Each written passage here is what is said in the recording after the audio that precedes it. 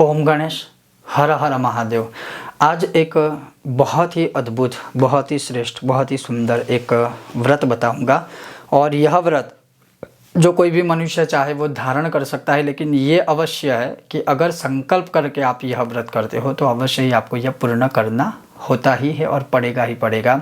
लेकिन ये भी है कि जैसे इसमें लिखा है कि अगर आप यह व्रत पूर्ण करते हो तो मान के चलिए कि आपकी अभी तक की बहुत सारे उपायों को करने के बाद भी जो जीवन में कोई परिस्थिति परिवर्तित नहीं हुई है, चेंज नहीं हुई है, लेकिन यह व्रत करने से अवश्य होगा। लेकिन वो होता है ना, जैसे शिव महिम ने भी लिखा, महिम्नः स्तोत्र में भी लिखा है कि हरिस्ते साहस्रम कमल बलिमादाय पदयोर, अर्थात भगवान विष्णु की भी परीक्षा ली थी। जब भगवान विष्णु जो है हर रोज शिवलिंग के ऊपर जब सहस्त्र कमल अर्पित करते थे और भगवान ने भी उनकी परीक्षा करके एक कमल चुराया था, तो वो तो भगवान थे कि अपना नेत्र उन्हें चढ़ाया था। ये शायद कलयुग है, हम कर ना सके, लेकिन ऐसी परीक्षा हो सकती है इस व्रत में। ऐसा कौन सा ये व्रत है, उसका फल क्या है, कैसे आप व्रत कर सकते हो, आज हम संपूर्ण रूप से बात करेंगे। अगर आपको यह विषय वीडियो पसंद आए तो लाइक कीजिएगा, शेयर कीजिएगा और चैनल पर नए हो तो सब्सक्राइब करके घंटी का चिन्ह दबाइएगा। तो चलिए शुरू करते हैं। बहुत ही अद्भुत और बहुत ही सुंदर व्रत है। शायद हो सकता है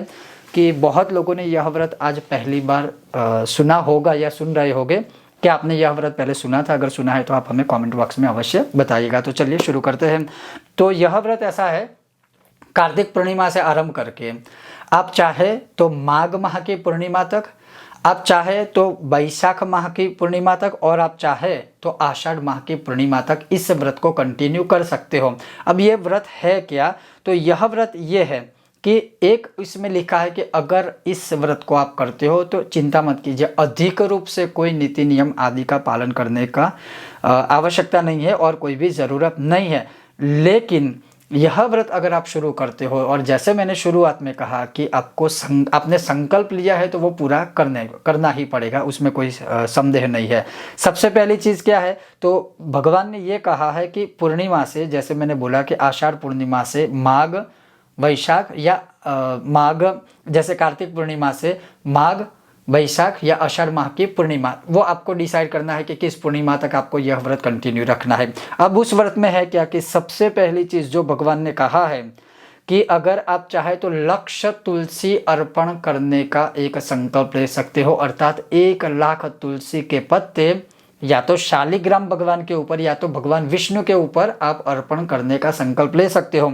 अगर लक्ष्य, ध्यान से सुनिएगा, अगर लक्ष्य 1,00,000 तुलसी पत्र अर्पण न कर पाए तो आप प्रतिदिन 1 सहस्त्र अर्थात प्रतिदिन 1,000 तुलसी दल अर्पण करने का संकल्प ले सकते हो, पूर्णिमा से लेकर पूर्णिमा। और ऐसा नहीं है कि सिर्फ यह पूर्णिमा को करना है, आपको प्रतिदिन करना है। 2 ऑप्शन है, या तो आप 1,00,000 संकल्प का 1,00,000 तुलसी दल का संकल्प लीजिए, उसको डिवाइड कीजिए, कितने महीने की गिनती है, कितने महीने तक आप करना चाहते हो, किस पूर्णिमा से लेकर किस पूर्णिमा तक। जैसे मैंने कहा, क्योंकि यहाँ मैं कैलकुलेशन इसलिए नहीं ले रहा हूँ या दे रहा हूँ कि हो सकता है कोई वैशाख पूर्णिमा तक ले, हो सकता है कोई माघ पूर्णिमा तक ले, और कोई हो सकता है आषाढ़ पूर्णिमा तक भी ले सकता है संकल्प। 2 ऑप्शन है, या तो एक निश्चित संख्या 1,00,000 तुलसी पत्र अर्पण करेंगे इतने महीनों में, और दूसरा ऑप्शन है कि अगर 1,00,000 तुलसी दल अर्पण नहीं कर पाए तो नित्य 1,000 तुलसी पत्ते आप अर्पण करोगे, विष्णु सहस्त्र नाम बोलते हुए, भगवान शालिग्राम या तो भगवान विष्णु के किसी भी स्वरूप के ऊपर।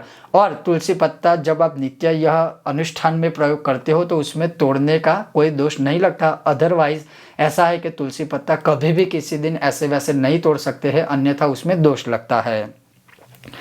उसके पश्चात दूसरा जो प्रयोग है वह प्रयोग दिया हुआ है कि पुष्पादिक लक्ष्य पूजन, अर्थात अगर मानिए बहुत लोग ये भी पूछेंगे कि हर रोज इतने तुलसी पत्ते कहाँ से लाए, तो भगवान ने ही हमारे लिए विकल्प रखा है कि जिस दिन तुलसी पत्ते ना मिले या जितने तुलसी पत्ते मिले या उसके अभाव में क्या कर सकते हो, पुष्पादिक, अर्थात आप पुष्प की पंखुड़ियों का भी एग्जैक्ट वैसे ही प्रयोग कर सकते हो। एक एक नाम बोलते हुए भगवान को समर्पित कीजिए।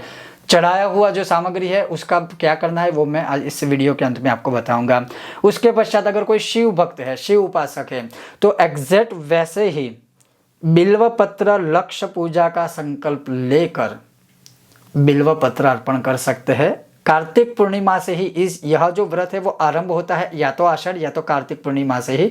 तो अभी कार्तिक पूर्णिमा है इसलिए मैं यह विषय वीडियो बना रहा हूँ। तो आप चाहे तो कार्तिक पूर्णिमा से ही यह आरंभ कर सकते हैं। उसमें क्या है कि जो बिल्वा पत्र है, लक्ष्य बिल्वा पत्र, 1,00,000 बिलीपत्र अर्पण करने का विधान है। या जैसे मैंने कहा कि 1,00,000 न कर पाए तो 1,000 प्रतिदिन बिल्वा पत्र आप अपने लिए या अपने परिवार के हेतु पूर्णिमा से लेकर जिस महीने के पूर्णिमा तक आप संकल्प लेना चाहते हो उस पूर्णिमा तक आप प्रतिदिन 1,000 बिल्वा पत्र शिवलिंग के ऊपर अर्पण कीजिए। यहाँ लिखा है ऐसा जो करता है ना उसको असाध्य रूप से, असामान्य रूप से, मतलब कभी सोचा भी नहीं होता है वैसी लक्ष्मी की प्राप्ति होगी अगर जब यह अनुष्ठान धीरे धीरे शुरू होगा, पूर्ण होने लगेगा ना, तब ऐसा भगवान ने कहा है।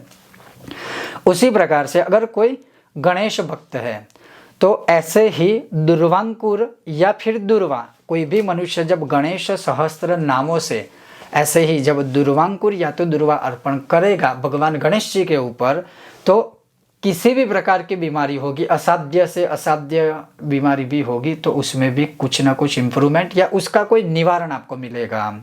उसके पश्चात लिखा है कि चंपक पुष्प अर्थात चंपक पुष्प अर्थात चंपा के जो पुष्प होते हैं उस पुष्प 1,00,000, ये सारी संख्या सेम है 1,00,000 पुष्प की माता रानी के ऊपर या श्री यंत्र के ऊपर अगर अर्पण किया जाए तो आयु, आरोग्य, ऐश्वर्य, ये तीनों चीज़ों की वृद्धि होती है। उसी प्रकार से अतसी पुष्प संकाशम अर्थात जो अतसी पुष्प जिसे अलसी के पुष्प भी कहा जाता है, उसको अगर या तो शिवजी या तो शक्ति अर्थात माता रानी के अर्थात श्री यंत्र के ऊपर अगर अर्पण किया जाए तो विद्यार्थी पूर्ण रूप से विद्या को प्राप्त करता है, बुद्धि में भी बहुत वृद्धि होती है। उसी प्रकार से जैसे शुरुआत में कहा कि तुलसी के पत्ते 1,00,000 अगर विष्णु भगवान के ऊपर अर्पण किए जाए तो वह सभी प्रकार से प्रसन्न होते हैं। उसके पश्चात लिखा है गेहूँ या तो चावल या फिर कोई भी ऐसा धान्य हो जो आपको लगता है कि मैं यह धान्य अर्पण कर सकता हूँ या कर सकती हूँ भगवान शिव के ऊपर, वह 1,00,000 अगर जैसे गेहूँ है तो गेहूँ के 1,00,000 दाने आप ले सकते हो या फिर ऐसे करके एक एक गिन के 1,00,000 बार ऐसे अर्पण कर सकते हैं। वैसे ही राइस है या कोई भी धान्य है वो धान्य अगर आप 1,00,000 बार चढ़ाते हो तो सभी प्रकार के दुखों का विनाश होता है, उसके प्रकार सभी प्रकार के दुखों का विनाश होता है। और वैसे ही 1,00,000 दीपक का व्रत अर्थात नित्य आप कितने दिए करते जाओगे और 1,00,000 पूर्ण होंगे कुछ महीनों की पूर्णिमा के बाद, तो दियों का भी है। तो ऐसे करने वाला जो इंसान है वो तो खुद जीते जी ही मोक्ष को प्राप्त करता है, लेकिन मृत्यु के पश्चात भी मोक्ष को प्राप्त करता है, वैकुंठ को प्राप्त करता है, पितरों की गति होती है, पितरों को मोक्ष देने वाला वो स्वयं साधक ही बन जाता है, अपने पूरे कुल का उद्धार करता है अगर 1,00,000 दियों का वह अनुष्ठान या व्रत लेता है तो यह जो व्रत है वो कार्तिक माह की पूर्णिमा, अगर इस व्रत को आप कोई भी करना चाहते हो तो 26 तारीख जो व्रत की पूर्णिमा वैकुंठ चतुर्दशी के साथ से शुरू होने वाली है उसी दिन से आप व्रत ले सकते हो। लेकिन मैंने जैसे कहा और ग्रंथ में जैसे लिखा है कि अगर आपने संकल्प किया है तो वो संकल्प पूरा करना ही पड़ेगा।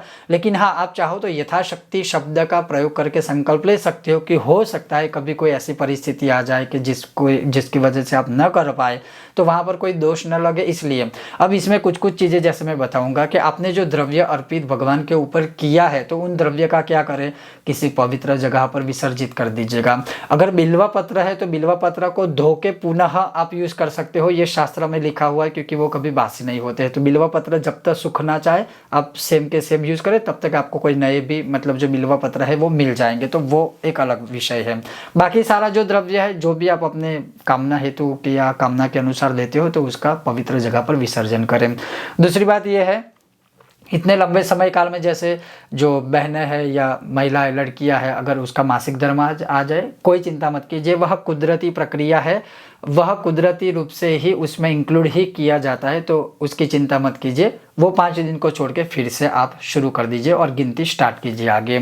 उसके पश्चात मानिए कि इतना लंबी अवधि काल है कि एक पूर्णिमा जो कार्तिक है वहाँ से जैसे माघ है या फिर बैसाख है या आषाढ़ की, तो वो तो काफ़ी महीने हुए। अगर कोई ऐसा सूतक काल आदि आ गया तो क्या करें, तो जो सूतक काल आ जाता है उसमें यह अनुष्ठान या ये जो क्रिया है वह मत करिए। और कोई भी सूतक काल अगर पूरे घर में खून से संबंधित ना हो, ब्लड से संबंधित, तो बाकी सारे लोगों का जो सूतक काल होता है थोड़े दूर के संबंधी के विषय में, तो वो 3 दिन या 3 रात्रि का ही सूतक लगता है। उसके पश्चात चौथे ही दिन या रात्रि से आप यह अनुष्ठान प्रारंभ कर सकते हो पुनः रूप से। तो ये इस प्रकार से अनुष्ठान करने से जैसे जैसे भगवान ने कहा है और जैसे जैसे मैंने आपको बताया है, उसी प्रकार से पूर्ण रूप से मनुष्य की जो कामना है वो पूर्ण होती है। और जब आप एक उदाहरण दूं, जैसे किसी ने एक संकल्प लिया कि मैं कार्तिक, यह जो पूर्णिमा अभी अमावस्यांत शुरू होगी 26 तारीख से, उस पूर्णिमा से लेकर मैं आषाढ़ माह की पूर्णिमा तक यह व्रत करूंगा या करूंगी। तो अगर आपने ऐसा संकल्प लिया है तो इस पूरे अनुष्ठान के पश्चात आपको वह आषाढ़ माह की जो पूर्णिमा होती है उस दिन यह पूरे व्रत अनुष्ठान का उद्यापन करना रहता है। तो वो भी अवश्य ध्यान रखिएगा। उद्यापन एक प्रकार से स्थापन किया जाता है, पूजन आदि किया जाता है, विद्वान ब्राह्मणों के द्वारा मंत्रोच्चार सहित पूरी एक विधि होती है कि आपने जो पूरा अनुष्ठान किया है उसका फल आपको प्राप्त हो।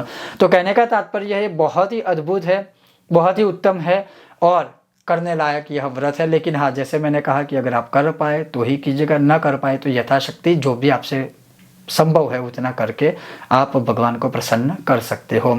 यह था एक अद्भुत विषय, अनुष्ठान और वीडियो। आपको यह विषय वीडियो कैसा लगा और क्या आप इसमें से कोई व्रत करने वाले हो, और अगर आप करने वाले हो तो कौन सा व्रत करने वाले हो, किस भगवान की उपासना करने वाले हो और क्या अर्पित करने वाले हो, अवश्य हमसे शेयर कीजिएगा।